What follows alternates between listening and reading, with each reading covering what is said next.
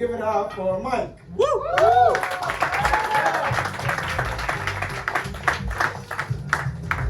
Thanks. Oh my God, I've been in Paris now for 3 weeks. This city's got it all, you know? Art, history, culture. I'm not gonna let any of that shit ruin my good time, you know? I'm here for 2 reasons and 2 reasons only: to party and to make fun of art, history, and culture. I feel like I'm in the right spot. Now that's out of the way, let's get fucking drunk. See, I'm an American. I don't know if you can tell. I feel like I'm a clear giveaway. I don't know if it's my blue jeans or my baseball cap, you know? Obviously American. This shit was all made in China, so. Been having a harder time telling with the Europeans. I have a much harder time with the Europeans. For instance, the other day I walked by what I thought was a really tall European woman. Turned out to be just a regular European dude, so. It's a little confusing. Yeah, there's a lot of pickpockets out here, so I stopped carrying my wallet in my back pocket. Instead, I carried my joke book with my filthiest, raunchiest, dirtiest jokes. Yeah, if you rip me off, the only thing you're gonna get is offended. Yeah, I can see right now, you know, it's like, is this American?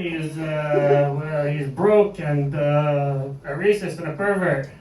Well, you're half right, buddy. I'm not broke. Joined a boxing gym since I've been here, which is pretty cool. Talked to my buddy about it before he got here. He's like, oh man, it's like a boxing gym in Paris. Like if their boxing's anything like their military history, you ought to walk right in and just kick the shit out of everyone. So I went to the club, you know, walked right in, and sure enough, kicked the shit out of everyone. You know? What I wasn't expecting was for them to surrender all their Jewish members over to me. Right? I asked if that was a little too soon, but it's been 80 fucking years, guys, so I don't think it is. They offer two boxing classes over there. They got English boxing and they got French boxing, right? English boxing, exactly what you'd think it would be, right? English boxing, you get into the ring, stand toe-to-toe, the bell rings, and you fight. French boxing, you get into the ring, stand toe-to-toe, the bell rings, and then you just watch the English boxer. So, maybe have a cup of coffee, have a cigarette, say something kind of rude. Let's see, I haven't smoked weed in the last 3 weeks. Oh, thanks, yeah. Looking for a drug dealer, in case you can read between the lines.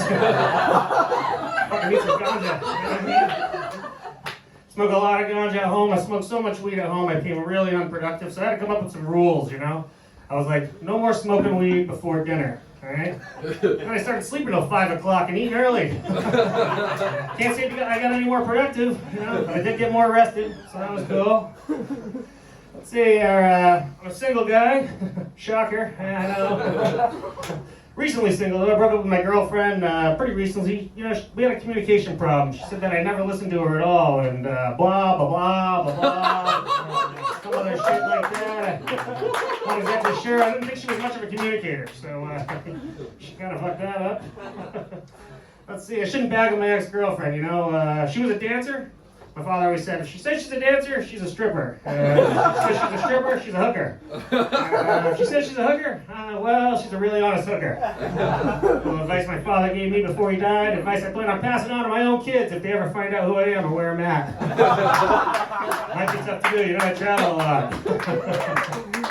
Told him my dad died. Oh, yeah, clap for that. Yeah. Now, my dad did die. He died of cancer, you know, very sad, obviously. Cancer is the second most dominant gene in my family, so, you know, thank God for alcoholism, right? One good, one bad. A lot of the male members of my family, you know, they die of cancer. You know, my great-grandfather died of cancer, my grandfather died of cancer, my father died of cancer. I sure hope my brother gets cancer. He's going to be one of us, and,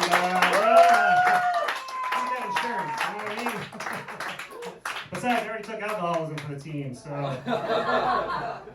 Okay, let's maybe take away a break from cancer, talk about something a little lighter. AIDS. I'm going to save that for the pickpockets. Want to save that for the pickpockets?